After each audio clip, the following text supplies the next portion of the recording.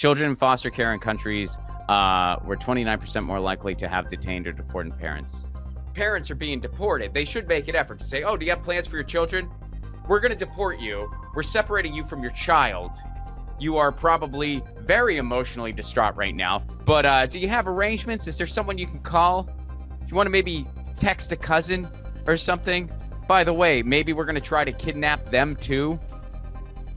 I mean, this is absolute madness. Hey, it's Jordan with Status Coup. This is Ashley with Status Coup. On the ground. In Philadelphia. Flint, Michigan. East Palestine, Ohio. Please support the leading independent news outlet on the ground. Covering what the corporate media covers up. What's up, everybody? Ron Placone here, reporting for Status Coup. So this is gonna be a tough one to listen to, y'all. I'm just letting y'all know ahead of time.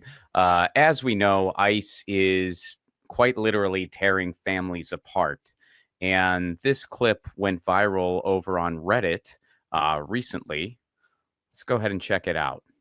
I teach high school. School just got out. I'm a block from the school and had to pull over because I'm so frustrated. But basically, one of our teachers is now going to be fostering one of our students because her parents just got deported. Just let that sink in. A minor's parents just got deported. She's homeless. DHS showed up to our school. We're her teachers. We love her. She's brilliant. She's kind. We're not going to let that happen to her. So one of us is fostering her now. I don't care about your political ideology. I don't care who you voted for. I don't care what side of the spectrum you're on. This is not the way to handle immigration. Immigration has been an issue that has plagued America for so long, but this is not the answer. It's just not. And if you come into my comment section saying, oh, well, serves her right, her parents should know, I have no tolerance. I have no patience. This is a child who should have a bright future, and her parents are gone and now she's living with one of her teachers.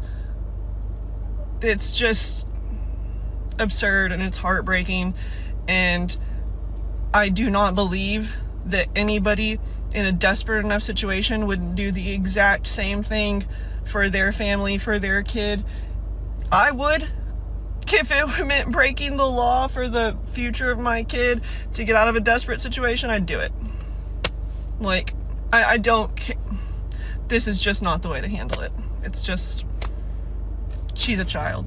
I don't want to, be hard on the person who posted that, because I think they're definitely coming from an altruistic, good place. I personally don't agree with everything they said, in particular about the immigration being an issue here in the United States. I don't think it is one, and we'll get more into that later. But I think they're coming from a good place. But I will throw a quick disclaimer out there that I think there's only one group of people that can call immigration a plague to the United States, and that is Native Americans. I think they are the only group that has the right to say that. But moving on. So teachers are literally adopting homeless children who are homeless because their parents were taken by ICE. Just imagine that. First of all, let's do a snapshot on what teachers go through in this country already. The way we treat teachers in the United States is beyond criminal. There's not a word in the English language for it. First of all, and I'm sure a lot of you already know this, it's common for most teachers, they have to go out of their pocket to get supplies for children because they're not provided adequate supplies in many cases. So they go out of pocket and they can't even write all of it off on their taxes. Did you know that? It's common for teachers to go into their own pocket to get supplies, sometimes spending hundreds of thousands of dollars of their own money, and God knows they ain't paid much.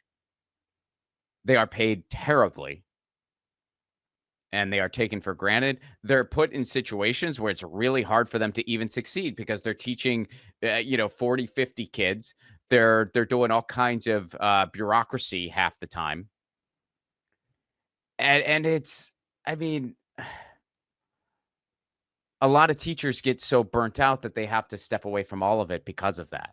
And they're not burnt out on the teaching part itself. They love that part and they love the students. But the poverty wages, the manner in which they're treated, it just grinds on them to the point where they just can't take it anymore. Talk to some teachers. And if you are a teacher, I know I'm preaching to the choir, and I'm probably not even given. You're probably like, Ron, you're actually sugarcoating it. It is not great. And so shout out to all the teachers out there. It's absolutely terrible. And now ICE is making it so worse to the point that, like, you're having to foster kids. That's madness. So here's a little bit of the nitty gritty. So this is from the American Immigration Council. Children may end up in the child welfare system following the detention or deportation of a parent. So here's the way the law is supposed to work. Parents, regardless of immigration status, detention, or deportation, have a constitutional right to custody of their children, quote, unless deemed unfit. Well, how do they determine that? That question remains.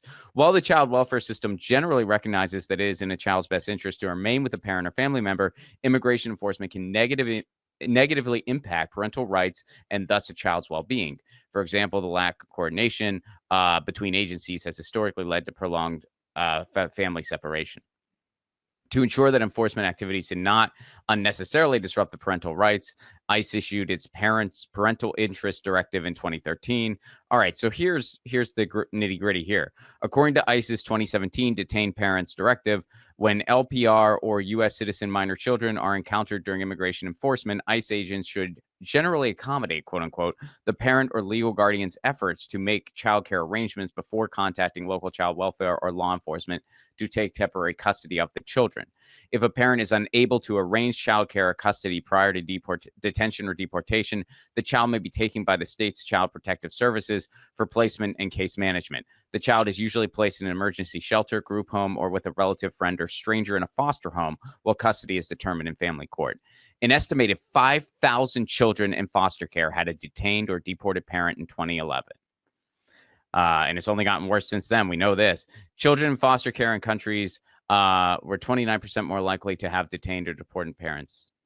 So basically they're saying, like, oh, well, whenever parents are being deported, they should make an effort to say, oh, do you have plans for your children? We're going to deport you. We're separating you from your child. You are probably very emotionally distraught right now. Your child is terrified because we're literally separating and destroying your family.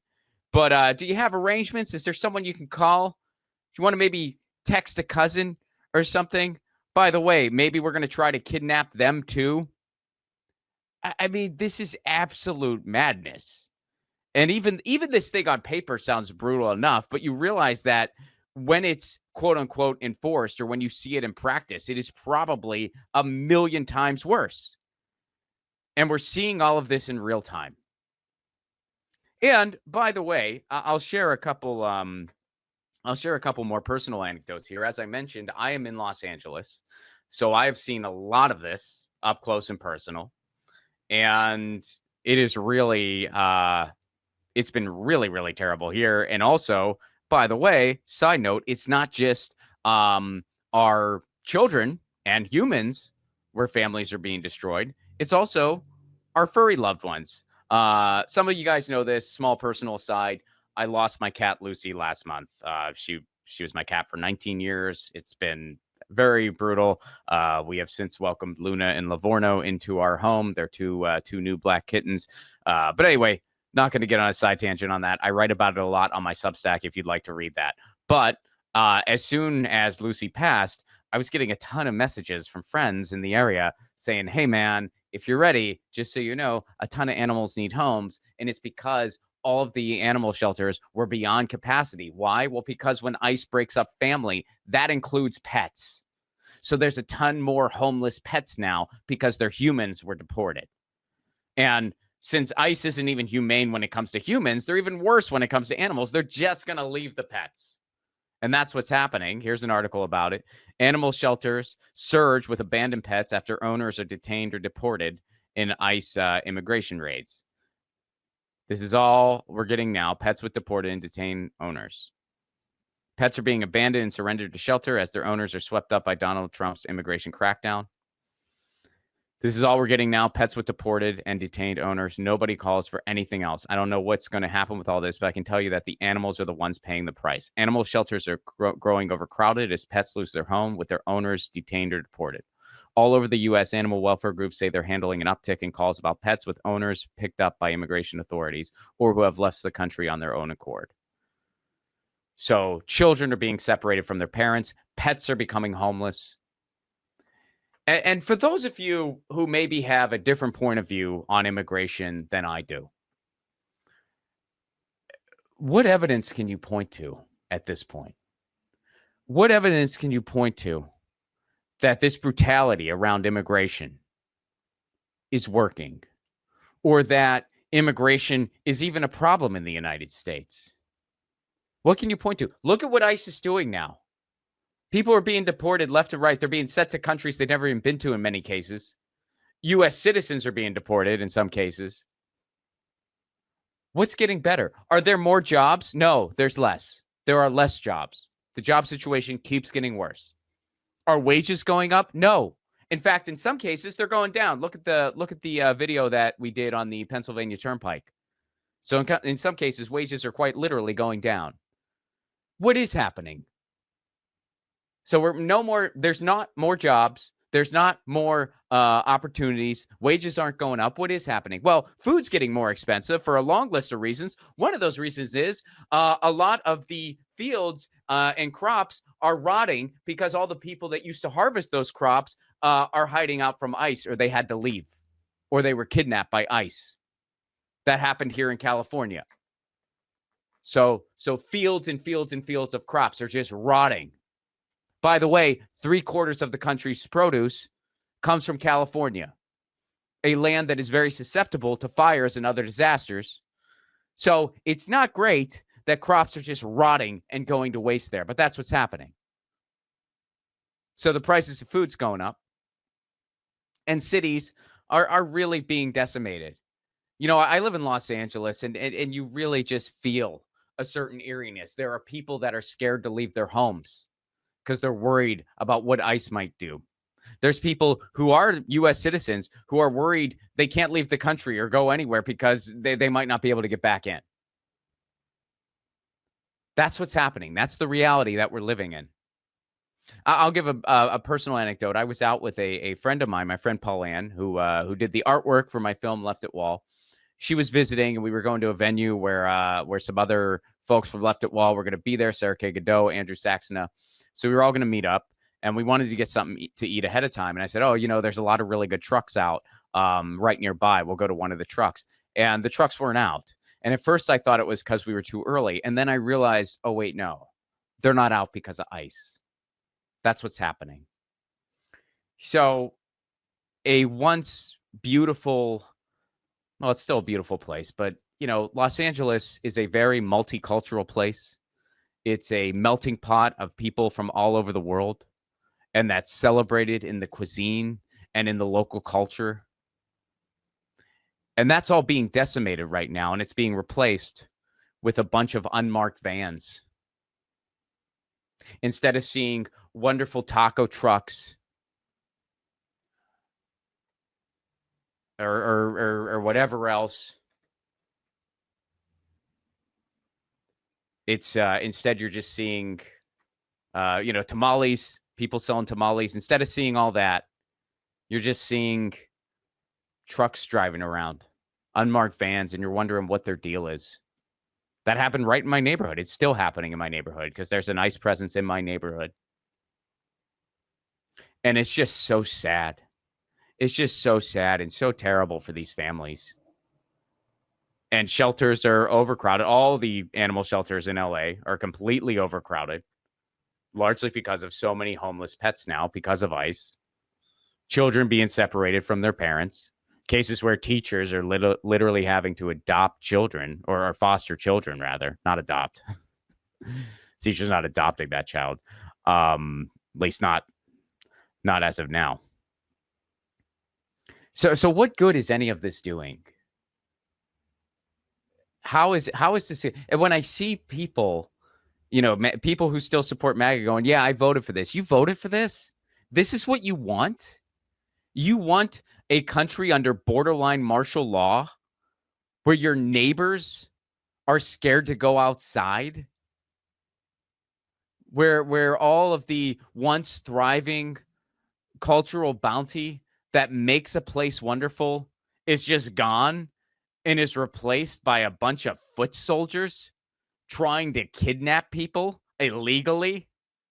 That's what you want? That's the country you want to live in? Why? Why do you want to live in a country like that? Why do you want that to be your country? Do you want what's going on in DC right now? Do you want what's going on in LA right now? And by the way, it's going on everywhere else. And it's only going to spread. If you think, oh, well, that happened in LA, that won't happen where no, it's going to happen everywhere. LA was a test. DC was a test. So I don't know what leg anyone has to stand on to say, oh, yeah, immigration's a huge issue. I mean, things aren't getting better. They are getting a hell of a lot worse. They're getting a hell of a lot worse. And guys, before we sign out, I will humbly mention that my movie Left It Wall is out now. You can watch it on a bunch of platforms, including Apple TV. You can watch it right here on YouTube, or you can watch it for free on Tubi. If you use Tubi, it is available for free on Tubi. On other platforms, you got to rent it, but on Tubi, it is totally free. You just got to sit through the ads. Please do check it out. If you like anti-capitalist comedy that's calling out the Wall Street machine, please do check out my movie, Left It Wall. And you can get all kinds of information on where to watch it at ronplacone.com if you're not already a Tubi user. And this is Ron Placone for Status Coup, signing out.